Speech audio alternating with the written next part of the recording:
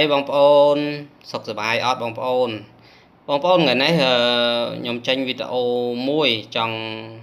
ទៅចែកលេងមួយបងប្អូនពាក់ព័ន្ធជាមួយនឹង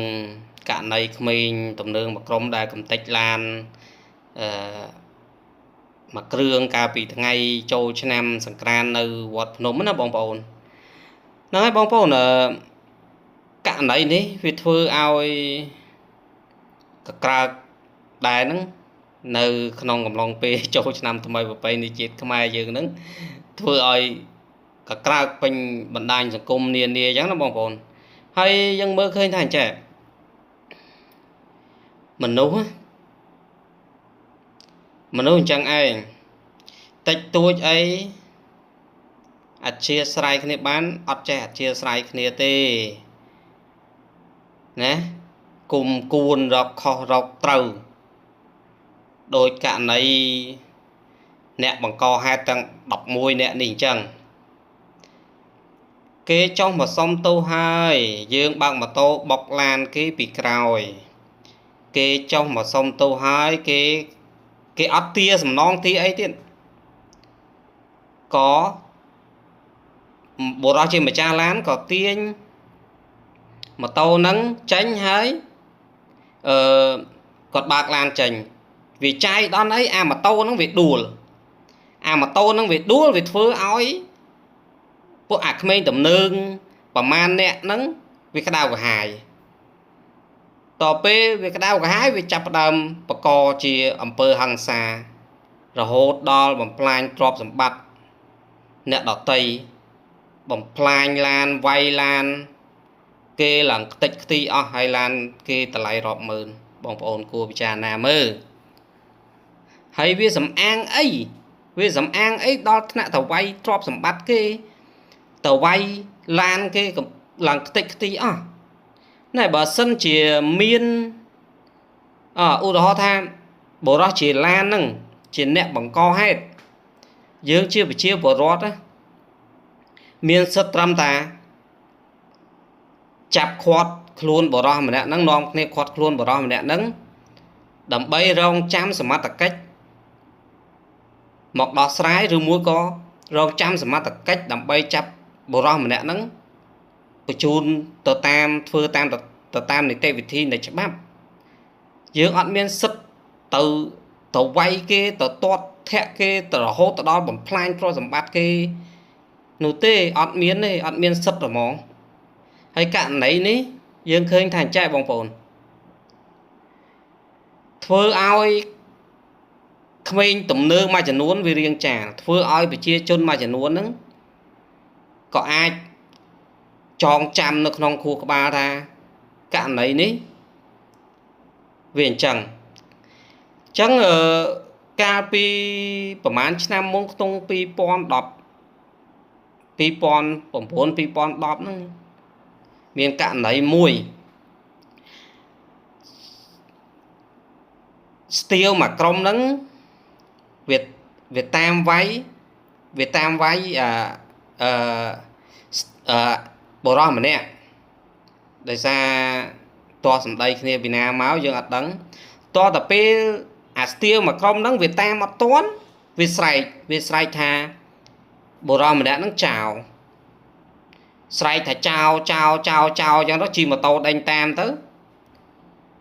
អ្នកម៉ូតូដប់អ្នកដែលនៅតាមដងផ្លូវក៏ចេញមកចាប់ផ្ដួលម៉ូតូបុរសអ្នកហ្នឹងបានវាយបុរសម្នាក់ហ្នឹងឡើងទ្រូមឡើងប៉ល់មុខប៉ល់មាត់តតែចុងក្រោយទើបដឹងថាអាក្មេងទំនើងប្រមាណអ្នកហ្នឹងវាដេញវាយគាត់វាដេញវាយអត់បានវាចោទថាចោលអញ្ចឹងតម្រាំដឹងរឿងបុរសម្នាក់នោះទ្រោមខ្លួនបាត់ហើយណាសិនសួរថាថ្ងៃក្រោយករណីនេះដូចគ្នាករណីវាយកំទេចឡានដូចគ្នាអញ្ចឹងម្នាក់ស្រែកទៅហើយម្នាក់អ្នកដទៃទៀតស្មានថាឡានហ្នឹងជាអ្នកបង្កហេតុមែនក៏ចូលរួមម្ដាយមួយជើងម្នាក់រហូតដល់ខ្ទេចឡានគេអញ្ចឹងទៅប៉ុន្តែជាក់ស្ដែងអត់ឡានហ្នឹងគាត់អត់បង្ករឿងផងគាត់ជាអ្នករងគ្រោះហ្នឹង គាត់ជាអ្នករងគ្រោះប៉ុន្តែទៅជាថាគាត់បករឿងនាំគ្នាយកដុំថ្មយកដូងយកអីវាយកំទេចឡានគេឡើងខ្ទេចខ្ទីអញ្ចឹងទៅហើយរឿងនេះធ្វើឲ្យក្មេងស្ទាវទាំង11នាក់ហ្នឹងឈឺចាប់ដែលបានចូលរួមសហការគ្នាវាយកំទេចឡានគេយ៉ាងចាស់ដៃណាឈឺចាប់ហើយនឹងចងចាំអស់មួយជីវិតលុយកាក់ក៏អស់លុយកាក់ក៏ត្រូវសងគេខ្លួនក៏មានទោសឃើញមានក្រុមគ្រួសារមួយចំនួនដូចជាកាត់កាលកូនចោលផងនៅពេលដែលគេឲ្យសងលុយថ្លៃឡានថ្លៃអីគេហ្នឹងឃើញមានប្រហោះកាត់កាលកូនចោលអញ្ចឹងវាជាវិបដិសេរីដែលយើងធ្វើសកម្មភាពដោយមិនបានឆ្លងកាត់ខួរក្បាលបានន័យថាយើងធ្វើហើយយើងអត់បានគិតតាមឆ្លងកាត់តាមខួរក្បាលទេយើងធ្វើដោយកំរោលហ្មងយើងអត់បានគិតអីគឺយើងចង់បានវាយើងចង់ធ្វើវាយើងធ្វើហ្មងហើយអត់បានគិតថាវាមានផលប៉ះពាល់អីគេខ្លះទេហើយសម័យនេះបងប្អូនដឹងហើយឡានទាំងអស់មានកាមេរ៉ាទាំងអស់ឡានខ្លះមានរហូតដល់កាមេរ៉ា360ដឺក្រេអាចថតបានមកជុំវិញឡាន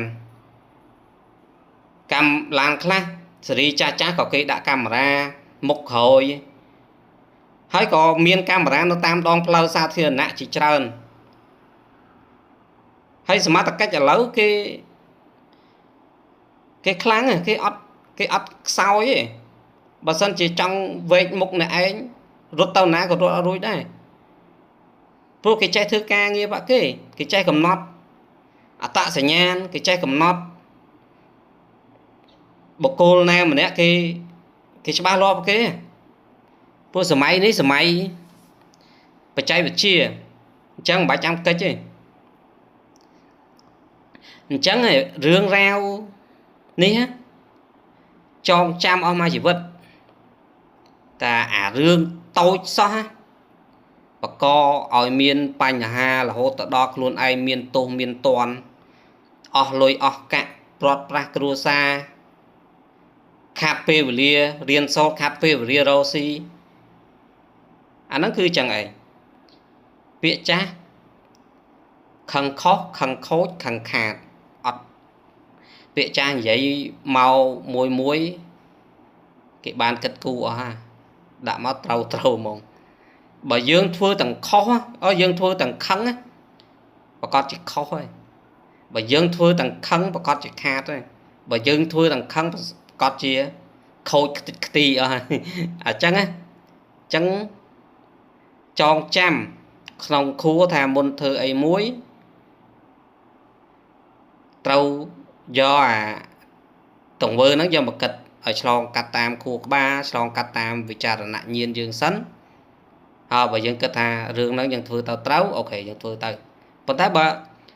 បើរឿងហ្នឹងយើងធ្វើទៅខុសយើងធ្វើទៅអីធ្វើទៅឲ្យមានទោសមានទណ្ឌអញ្ចឹងស្ដាយក្រោយអស់មួយជីវិតអារឿងហ្នឹងម៉ែឪក៏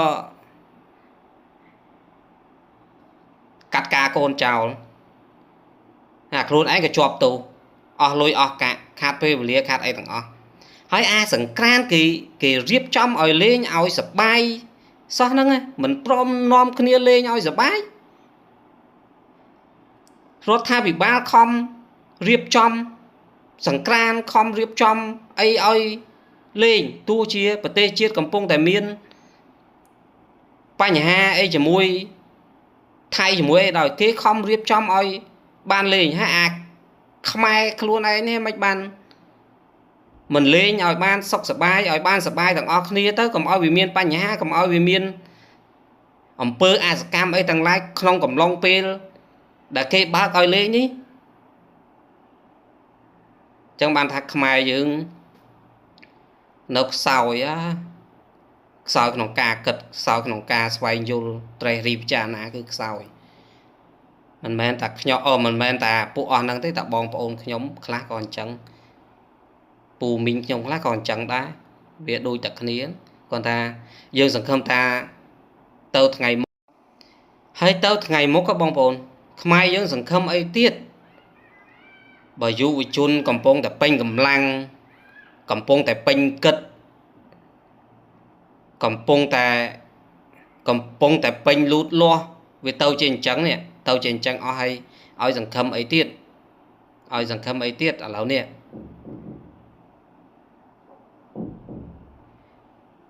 ក្មេងស្រីមិនដឹងជាស្អីមិនដឹងជាស្អុកសាក់ពេញខ្លួនសាក់ពេញមុខសាក់ពេញមាត់មិនដឹងជាសាក់រកស្អីក្មេងប្រុសដោយក្មេងប្រុសប្រើគ្រឿងញៀនសេពគ្រឿងញៀនមិត្តភ័ក្តិបនភឿនសាក់ពេញខ្លួនសាក់ពេញប្រាណហើយមកអ្នកខ្លះមកបង្កអសន្តិសុខដល់សង្គមជាតិហើយសួរថាខ្មែរនឹងសង្ឃឹមអីទៀតឥឡូវនេះរដ្ឋាភិបាលគាត់ខំប្រឹងមានកម្មវិធីអប់រំតាំងពីថ្នាក់រាជធានីទៅដល់ថ្នាក់ឃុំសង្កាត់មានទាំងអស់សាលាកាលពីមុនកាលពីជំនាន់ខ្ញុំរៀនមកឃុំមានបឋមដូចជា3 4ទេមកឃុំហើយមកស្រុកមានតែវិទ្យាល័យដូចជាមានតែ1 2ទេវិទ្យាល័យចាប់បឋមត្រូវឡើងទៅរៀនវិទ្យាល័យទៅជិះកង់30-40 គីឡូ50 គីឡូអញ្ចឹងទៅពេលខ្លះខ្ជិលមកវិញវិចបាយទៅល្ងាចឡើងបានមកវិញហើយពេលខ្លះក៏សុំផ្ទះគេចិត្តសាលាចិត្តអីដើម្បីគេរៀនឬមកក៏សុំវត្តដែលនៅចិត្តសាលាស្នាក់នៅដើម្បីរៀនហើយឥឡូវសាលារៀនមានគ្រប់កន្លែងសឹងតែដល់តែសផ្ទះទៀតរៀនតាមអនឡាញក៏បានរៀនតាម YouTube ក៏បាន YouTube ចង់រៀនអីរៀនហ្នឹងតើហើយបើថាល្ងងទេទៅ check មើល YouTube មើលចង់ចេះស្អីចង់មើលស្អី check មើល YouTube Google check មើលខ្វះទេ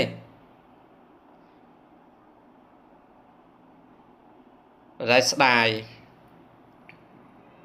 យុវជនយើងវាមិនបានគិតរៀនគ្នាវារៀនបានទៀបបានតិចតួចចឹងការគិតគាត់វាមានកម្រិតប៉ុន្តែខ្ញុំស្ដាយដោយសារពួកគាត់កំពុងតែពេញកម្លាំងកំពុងតែពេញលូតលាស់កំពុងតែពេញជួយសេដ្ឋកិច្ចខ្លួនឯងសេដ្ឋកិច្ចគ្រួសារគេសេដ្ឋកិច្ចសង្គមជាតិហើយទៅជាធ្វើខ្លួនទៅជាឲ្យខ្លួនឯងមានបញ្ហាឲ្យគ្រួសារមានបញ្ហាឲ្យសង្គមជាតិមានបញ្ហាដោយសារខ្លួនឯងហើយអាណិតទៅដល់ពុកម៉ែពួកគាត់ខំចិញ្ចឹមមកមិនមែនបានធំប៉ុណ្ណេះមិនមែនជាការងាយស្រួលទេហើយមិនមែនជាការចំណាយដោយតូចតាចទេណាប៉ុណ្ណេះហើយនៅតាពួកគាត់នៅតាគិតរកផែលអញ្ចឹងទៅអ្នកខ្លះទៅសេពគ្រឿងញៀនអញ្ចឹងទៅអ្នកខ្លះអញ្ចឹងទៅពួកម៉ាក់បនភឿនអញ្ចឹងទៅណាបង្កើតបពពួកឆក់ប្លន់អញ្ចឹងទៅបំផ្លាញសន្តិសុខសង្គមជាតិខ្លួនឯងអញ្ចឹងទៅបំផ្លាញទ្រព្យសម្បត្តិអ្នកដទៃអញ្ចឹងទៅ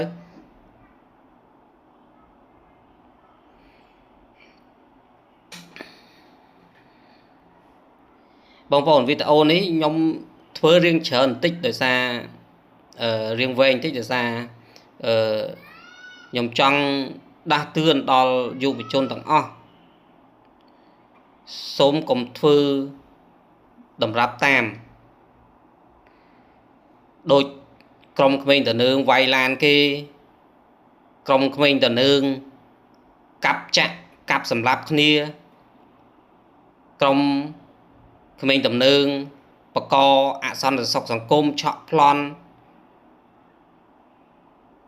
លាក់ហ្នឹងសូមកុំយកគំរូតាមឲ្យសោះណាបងប្អូនកូនក្មួយទាំងអស់ដែលបានមើលវីដេអូនេះសូមកុំយកគំរូតាមព្រោះគំរូទាំងអស់ហ្នឹងវាអត់ចម្រើនដល់ខ្លួនឯងអត់ចម្រើនដល់ក្រុមគ្រួសារអត់ចម្រើនដល់សង្គមជាតិយើងទេមានតែគេតេះឌីលជន់បលិចយើងទេអញ្ចឹងសង្ឃឹមថាបងប្អូនទាំងអស់ធ្វើអំពើល្អអស់គ្នាទៅដើម្បីសង្គមជាតិដើម្បីខ្លួនឯងដើម្បីក្រុមគ្រួសាររបស់យើងទាំងអស់គ្នាដើម្បីជនជាតិខ្មែរ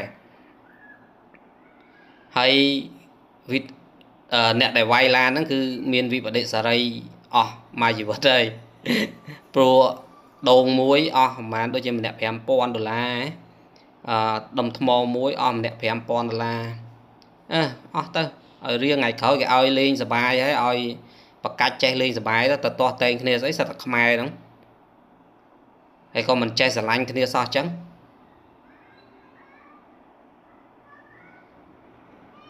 ពូជពងខ្មែរមិនពូជពងកើតមកទៅមកឡូវដូចខាងសៀមខាងថៃនោះណាមកតាំងពីបុរេប្រវត្តិហើយមកធ្វើចរិតអីចឹងដូនតាខំសាងប្រាសាទចង់មកអាស៊ីចង់មកអាស៊ីអាគ្នេយ៍សាងសង់ប្រាសាទមិនមែនណយណាហើយកូនខ្មែរជំនាន់ក្រោយមិនធ្វើលេលើអញ្ចឹងបាទយកខ្មែរក្រមធ្វើជាគំរូតស៊ូដើម្បីសេរីភាពទោះពួកគាត់មិនមែននៅខ្មែរប៉ុន្តែគាត់នៅថែរក្សាវប្បធម៌ប្រពៃណីចេះសាមគ្គីគ្នាចេះជួយគ្នាហើយឯងនៅនេះបានសុខសប្បាយហើយមិនចេះស្រឡាញ់គ្នាមិនចេះសាមគ្គីគ្នាមិនចេះជួយគ្នាអាងអីកាប់ចាក់អាងអីកាប់ចាក់ដៅហាយណ៎បងប្អូនវីដេអូហ្នឹងមានតែប៉ុណ្្នឹងហើយចុងក្រោយក៏សូមផ្ដាំផ្ញើដល់បងប្អូនកូនក្មួយទាំងអស់កុំយកតម្រាប់តាមអំពើទាំងឡាយទាំងពួងណាដែលសង្គមស្អប់ខ្ពើមដូចជាបកគោលទាំង11នាក់ហ្នឹងដែលវាយឡានគេកំតិចហ្នឹងសូមកុំយកតម្រាប់តាមណាកូនក្មួយហើយ